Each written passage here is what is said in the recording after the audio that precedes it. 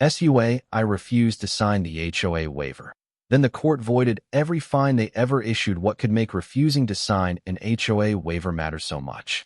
And how could one refusal lead a court to void every fine they had ever issued? Hello, everyone, and welcome back to the channel. It's great to have you here for another story. Before we begin, make sure you subscribe to the channel and turn on notifications so you don't miss the stories coming next. Thank you for spending your time with us and for continuing to support the channel.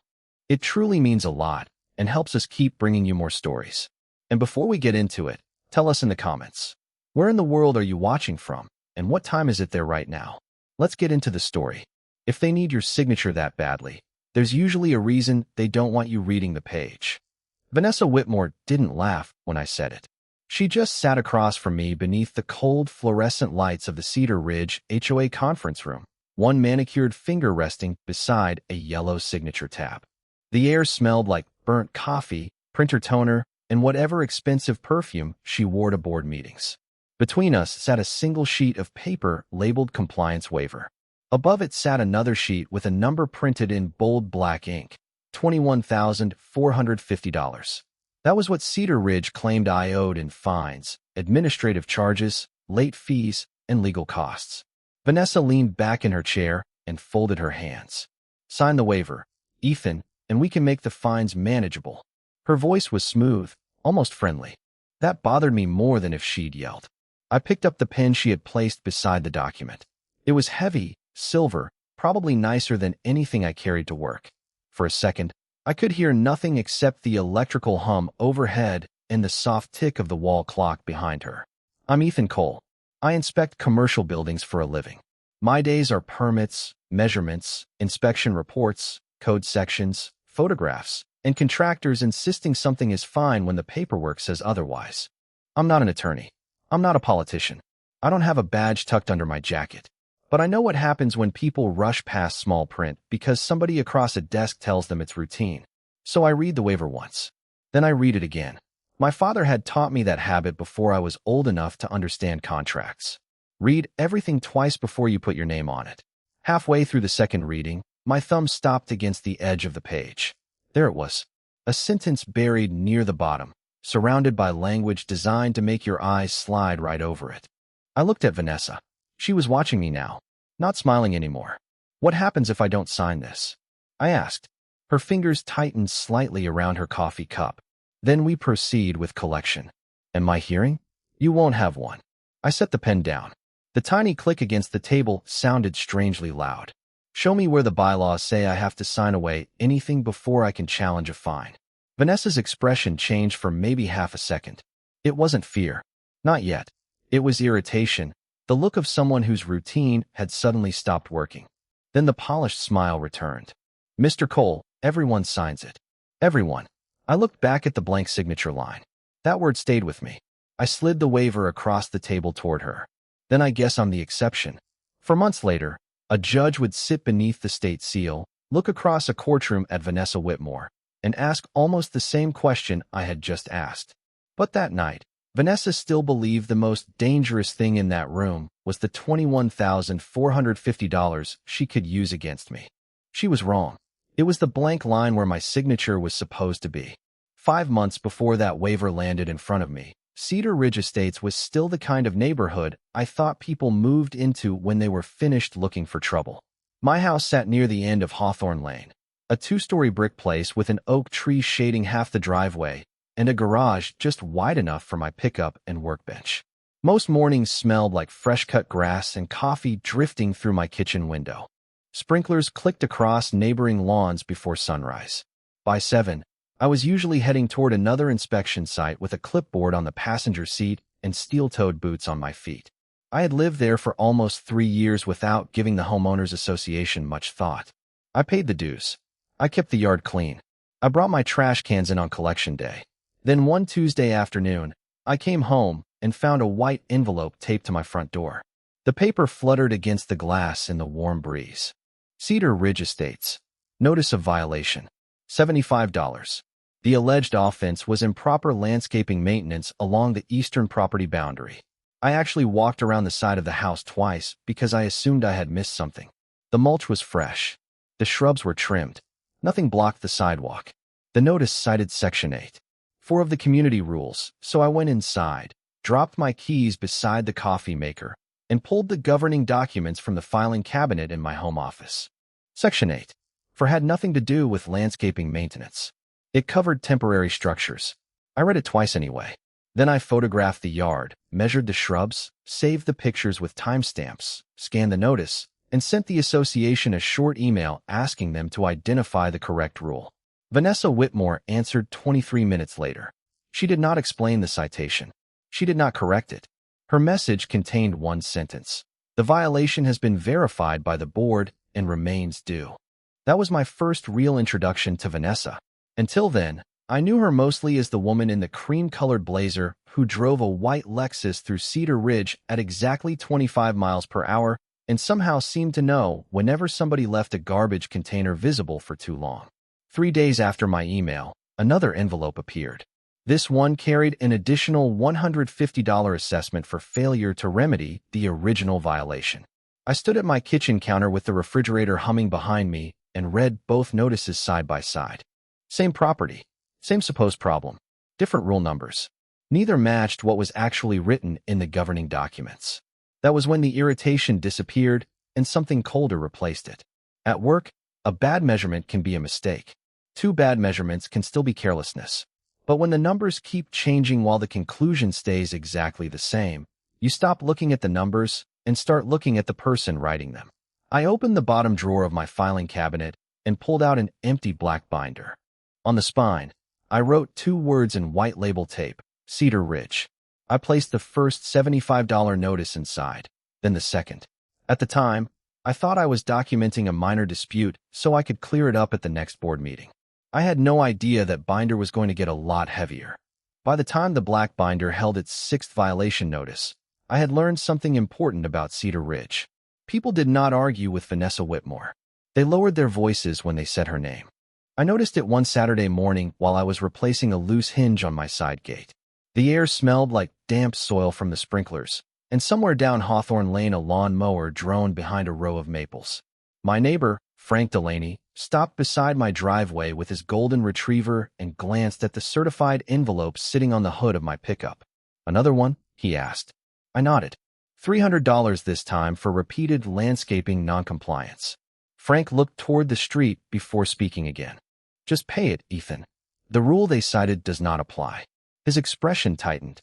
"Does not matter." Then he tugged gently on the leash and kept walking. That bothered me. 2 days later, I ran into Linda Parker near the community mailbox. She was a retired elementary school teacher who had lived in Cedar Ridge for 11 years. When I mentioned requesting a board hearing, the metal door of her mailbox stopped halfway closed. "Do not do that," she said quietly. "Why?" She pushed the door shut. Click. "Just do not." Before I could ask anything else, she walked away carrying her mail against her chest. The fines kept coming. $225 became $900. $900 became $3,600 after administrative charges and repeated violation penalties appeared on the ledger. Every envelope had that same dry paper smell. Every notice sounded more official than the last. Compliance required. Payment due. Further action pending. Vanessa had a talent for making ordinary printer ink feel like a courtroom order. I attended the next monthly board meeting in the Cedar Ridge Clubhouse. Folding chairs scraped across the tile floor while about 20 homeowners settled beneath lights that made everyone look tired. Vanessa sat behind a long table with 4 board members and a neat stack of folders arranged in front of her. Cream blazer, pearl earrings, white coffee cup. Everything about her looked controlled. When public comments opened, I stood and placed copies of the conflicting notices on the table. I would like someone to explain which rule I actually violated. Vanessa barely looked down. The board has already verified the matter. Then the board should be able to identify the rule. A few chairs shifted behind me. Vanessa finally looked up. Her smile was small and polished. Cedar Ridge does not conduct legal debates during public comment. I am not asking for a legal debate. I am asking why 3 notices for the same shrub cite 3 different sections. The room went still. I could hear the ventilation system pushing cold air through the ceiling vents. Vanessa closed my folder. "If you disagree with an assessment, you may request a formal hearing." That sounded reasonable. Almost too reasonable. Fine, I said. I am requesting one. Something changed around me. Frank stared at the floor. Linda stopped writing on her notepad. Vanessa, on the other hand, smiled wider. The management office will send you the required paperwork. I left the clubhouse thinking I had finally forced the issue into a process where facts mattered. The next morning, at exactly 8:43, an email arrived from Cedar Ridge Management. Attached was a 3-page document. The first page scheduled my hearing. The second listed procedures. The third carried a bold heading I had never seen anywhere in the bylaws: compliance waiver and acknowledgement. At the bottom was a blank signature line. I stared at it for a long time. Then I opened my black binder and made room for one more page. The waiver looked harmless until I stopped reading it like a homeowner and started reading it like an inspector. Most of the first page was administrative language: property address, account number, hearing date, acknowledgement of community standards. Nothing unusual. Then I reached the section near the bottom. The wording was dense, the kind of sentence built from commas and legal phrases until your eyes wanted to skip ahead to the signature line. I read it once, then again. By signing, I would acknowledge the validity of the enforcement process and waive certain objections concerning notice, procedure, and prior assessments. I leaned back from my desk. The house was quiet except for the low hum of the refrigerator down the hall and rain tapping against the office window. That sentence bothered me. I was requesting a hearing because I disputed the process, yet the paperwork required me to accept parts of that process before they would hear my dispute. The next morning, I called the management office. A woman named Carol answered. "I have a question about the hearing packet," I said. "Do I have to sign the waiver?" Keyboard clicks came through the phone. "Yes, Mr. Cole. All residents sign it." There was that word again. All. Where is that requirement in the governing documents? The keyboard stopped. "It is standard procedure." That was not my question. Silence. Then she suggested I speak with Vanessa. Vanessa called me that afternoon. Her voice had the same polished calm she used at board meetings. "Ethan, you are making this much more complicated than necessary." I stood beside my work truck outside a shopping center I had been inspecting, with hot August air rising off the pavement and the smell of asphalt hanging around me. "I am asking what authority requires the waiver." The board established the procedure. Another pause. "If you want your hearing, sign the form." I wrote those exact words in my notebook. Date, time, speaker. That evening, I sent an email confirming our conversation and requested the board resolution establishing the waiver requirement. No response came. Instead, 3 days later, a new statement arrived. My balance had jumped again. Additional administrative fees. Continued noncompliance penalties. Hearing processing charges, even though no hearing had occurred. I placed the statement beside the waiver on my kitchen counter. One demanded money. The other demanded my signature. Suddenly they looked less like separate documents and more like two parts of the same machine. I began searching the association records available to homeowners. Meeting minutes. Policy updates. Published resolutions. Amendments. I found rules about fences, parking, paint colors, holiday decorations, even the approved dimensions for basketball hoops. I found nothing authorizing a homeowner to lose access to a hearing for refusing to sign a waiver. So I emailed Vanessa again. This time I kept it simple. "Please schedule my hearing. I will attend. I will not sign the waiver." Her reply arrived 12 minutes later. "Your hearing request cannot be processed until all required documents are executed." I printed the email. The printer rollers whispered as the page slid into the tray. I punched 2 holes, opened the black binder, and filed it behind the waiver. Then I wrote one question on a yellow note and stuck it to the page. "If this is required, why can nobody show me the rule?" At that point, I still thought I was dealing with an aggressive board that had invented a bad procedure. I did not yet understand why Frank had told me to pay, why Linda had warned me away from a hearing, or why Vanessa cared so much about one signature. But I was beginning to understand something else. The waiver was not paperwork standing between me and my hearing. The waiver was the reason they did not want me reaching one without it. Vanessa stopped treating me like a confused homeowner the moment she realized I was keeping records. The change was subtle at first. Her emails got shorter. The friendly greetings disappeared. Then the envelopes started arriving faster. One Monday morning, I opened my mailbox and found 3 Cedar Ridge notices stacked behind the electric bill. The paper was warm from the September sun, and each envelope carried the same red stamp across the front. Official association correspondence. One added a late fee. Another added an administrative review charge. The third claimed continued landscaping noncompliance on shrubs I had photographed almost every day for 2 weeks. By Friday, my balance had climbed past $6,000. 2 weeks later, it crossed $11,000. Vanessa was no longer trying to correct my yard. She was trying to make resistance expensive. At the October board meeting, she made sure everyone understood that. The clubhouse smelled like lemon cleaner and stale coffee. I sat in the third row with my black binder resting across my knees while Vanessa worked through the agenda. Near the end, she adjusted her glasses and announced that Cedar Ridge was dealing with what she called a pattern of deliberate noncompliance from certain residents. She never said my name. She did not need to. Half the room turned toward me. The association cannot function, she said, if individual homeowners believe established procedures are optional. I felt Frank shift in the chair beside me. Linda stared at her hands. Vanessa continued, explaining that enforcement protected property values and that homeowners who challenged assessments were expected to follow the dispute process.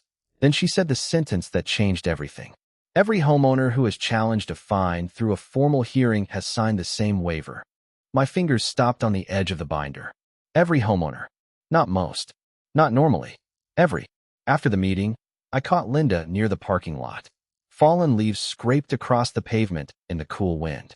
Linda, when you told me not to request a hearing, had you requested one before?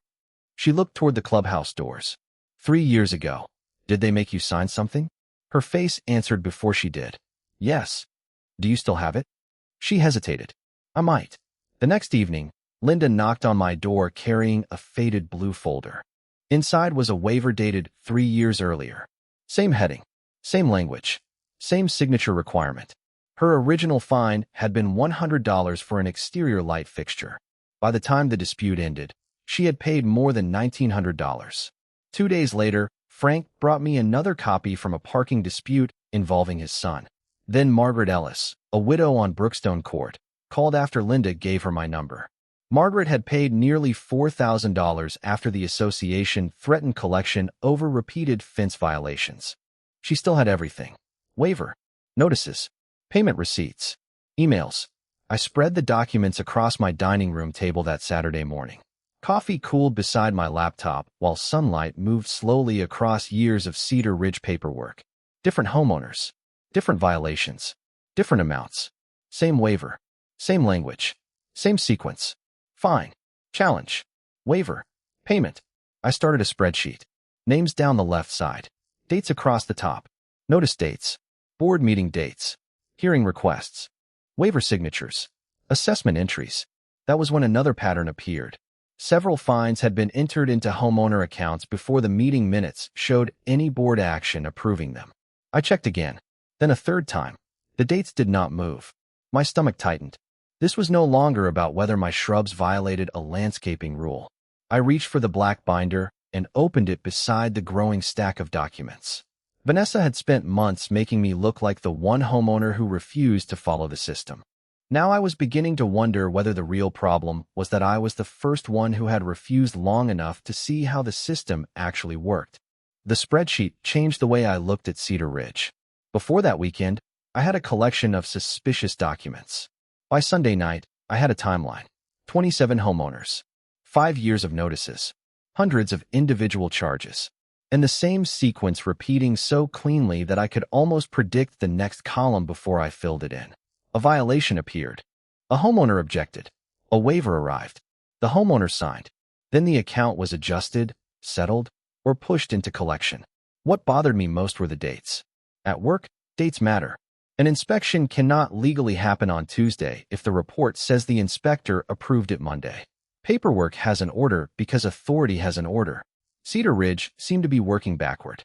I found 9 cases where account ledgers showed fines before the board minutes reflected any formal action.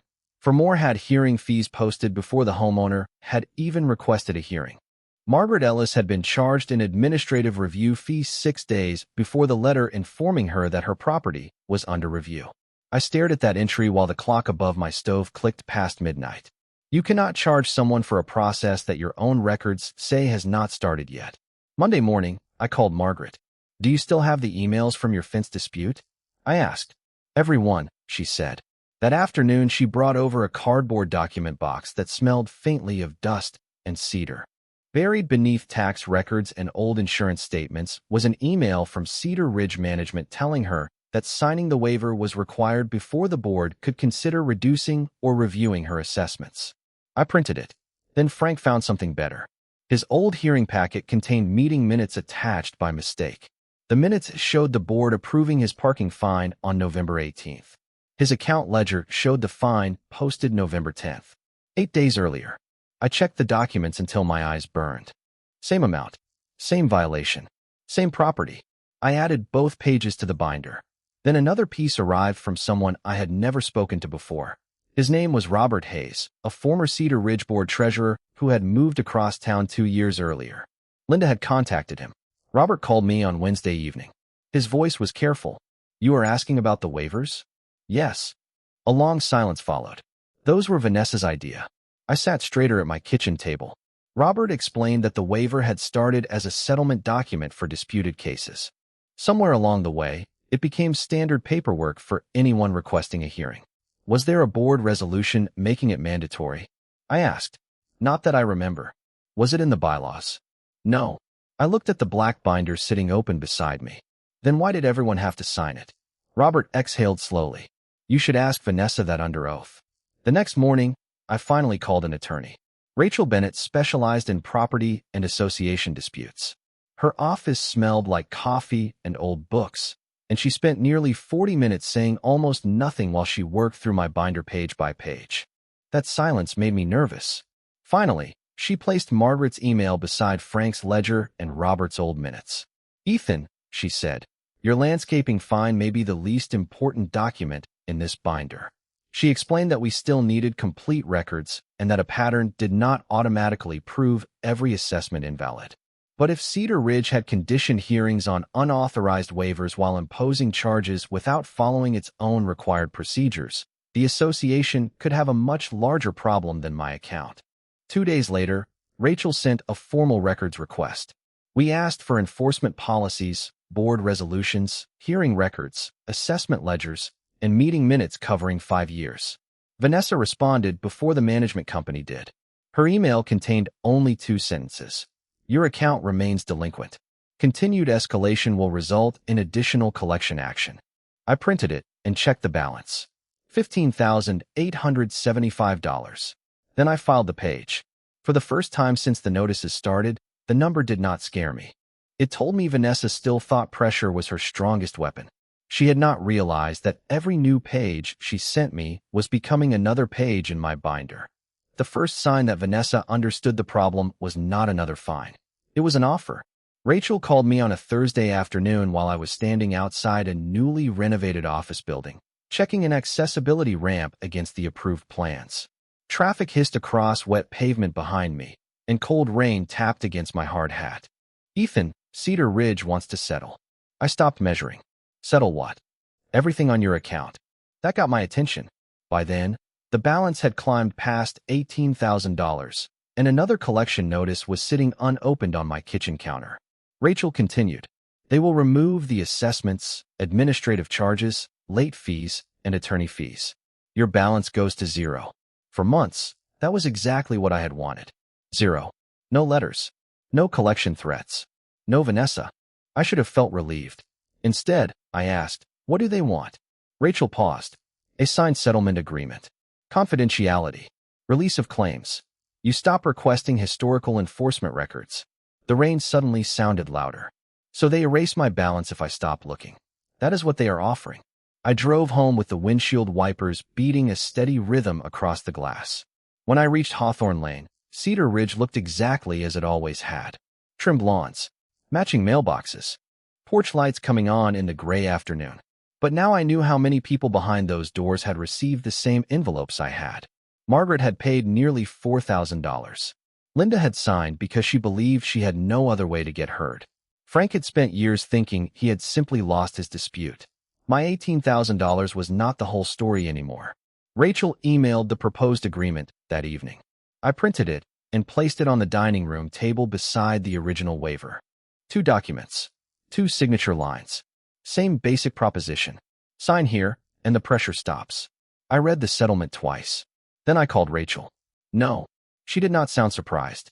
You understand they could continue collection while we challenge this. I understand. And there is no guarantee the court sees the records the way we do. I understand that too. I looked at Margaret's email in the binder. Keep going. The next morning, Cedar Ridge finally produced part of the records we had requested.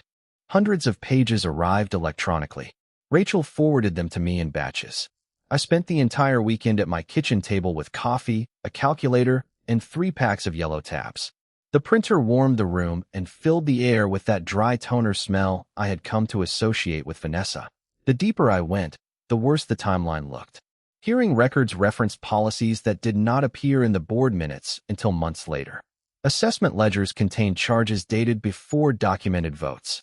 Several homeowners had signed waivers identical to mine before receiving what Cedar Ridge called formal review. Then I found something that made me sit perfectly still.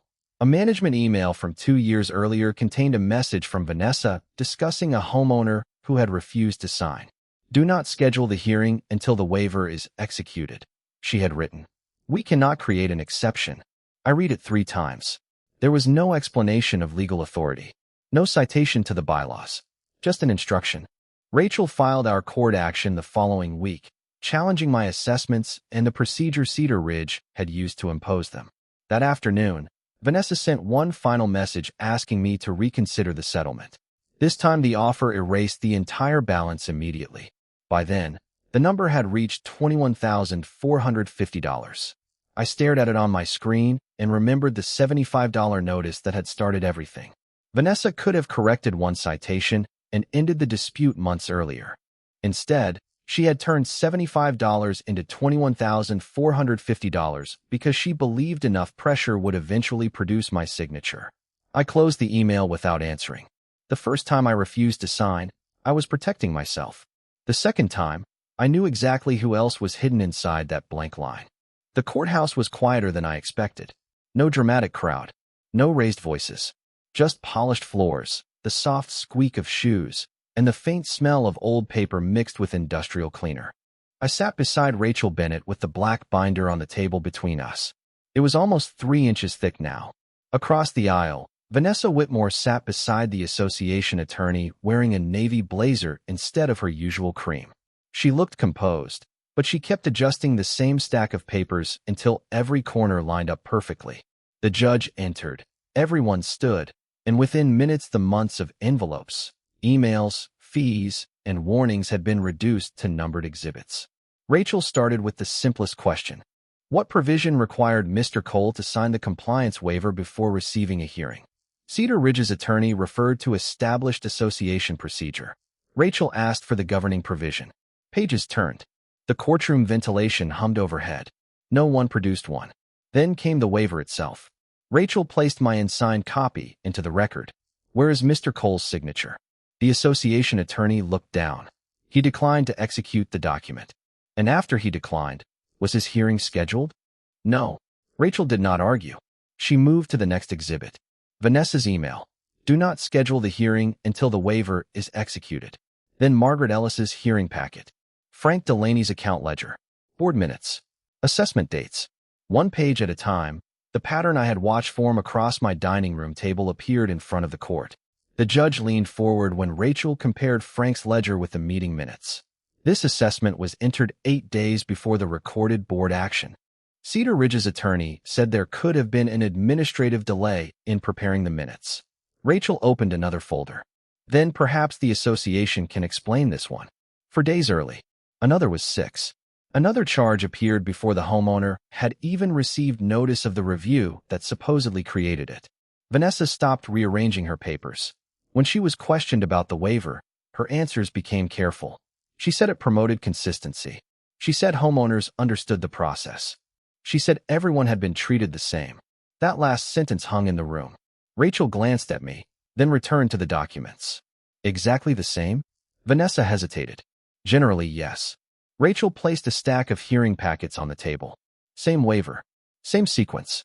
Same refusal to schedule review without a signature. The judge removed his glasses and looked at the association attorney. Counsel, consistency does not cure a defective procedure. Nobody moved. I could hear the second hand of the courtroom clock. Cedar Ridge tried to pull the case back toward my shrubs, arguing that the original violation had been legitimate. But that was no longer the question controlling the room. The question was whether the association had followed its own governing process before imposing and escalating assessments, and whether homeowners had been denied meaningful review unless they first signed away objections to that very process. The judge looked through the exhibits again. My first $75 notice sat near the top. 5 months earlier, it had felt enormous. Now it looked almost ridiculous beside the record it had created. The ruling came in a voice so calm I nearly missed the weight of it. The court found that Cedar Ridge could not enforce my $21,450 in assessments under the procedure shown in the record. Then the judge went further. Because the association's own documents demonstrated that the same defective process had been used repeatedly, assessments issued through that process could not simply be treated as valid because other homeowners had signed the waiver or paid without challenging them. Cedar Ridge would have to review and correct the affected accounts consistent with the court's order. Vanessa stared straight ahead. Rachel closed one folder. I rested my hand on the black binder. There was no cheering, no grand speech, just paper, silence, and the quiet realization that Vanessa had spent years building authority out of forms people were too intimidated to question. In the end, all it took to expose the weakness underneath was one signature she never got. 3 weeks after the hearing, the envelope arrived on an ordinary Tuesday afternoon. No red stamp, no warning across the front. Just Cedar Ridge Estates printed in the upper left corner and my name beneath the plastic window.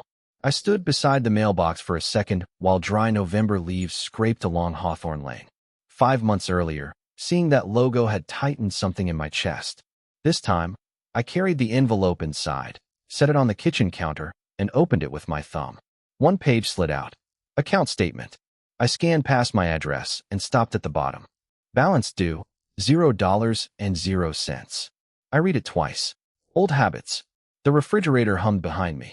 Coffee dripped into the pot. Nothing dramatic happened, and somehow that made the moment better. $21,450 had become zero. But my statement was only the beginning. Over the next several weeks, Cedar Ridge started sending corrected notices to homeowners whose assessments had been processed through the same defective system. Margaret Ellis called me one evening, her voice shaking with disbelief. Her account was being reviewed and charges connected to the improper procedure were being reversed. Frank walked across my lawn the following Saturday holding a letter in one hand and laughing before he even reached the driveway. Linda Parker did not say much. She simply handed me a copy of her corrected statement and said, "I wish somebody had asked questions sooner." I understood what she meant. For years, Cedar Ridge had trained people to believe that resistance was more expensive than surrender. A $75 fine became $200. $200 became $1,000. Then came administrative fees, collection language, certified envelopes, and that waiver waiting at the end of the hallway like the only unlocked door.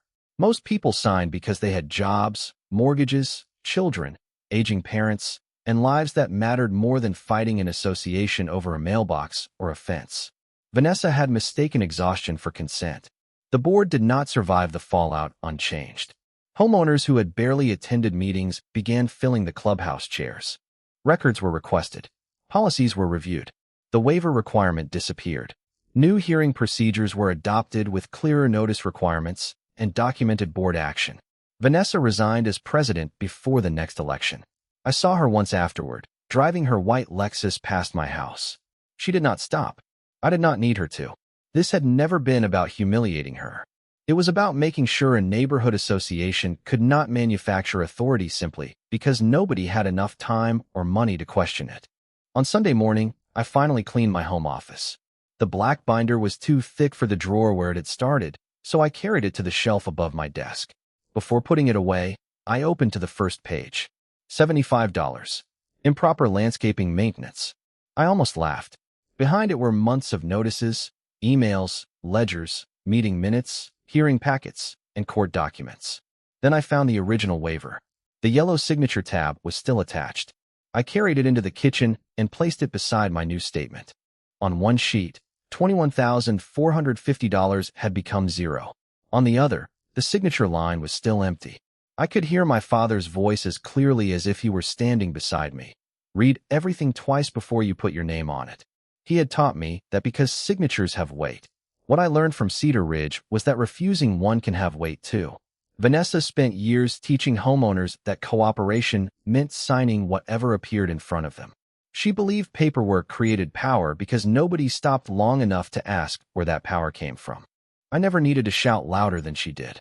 I never needed a title, a badge, or a special connection. I needed patience, records, and one unanswered question. If this is required, show me the rule. They never could. I slid the blank waiver behind the $0 statement and closed the binder. Justice did not arrive with noise. It arrived one page at a time.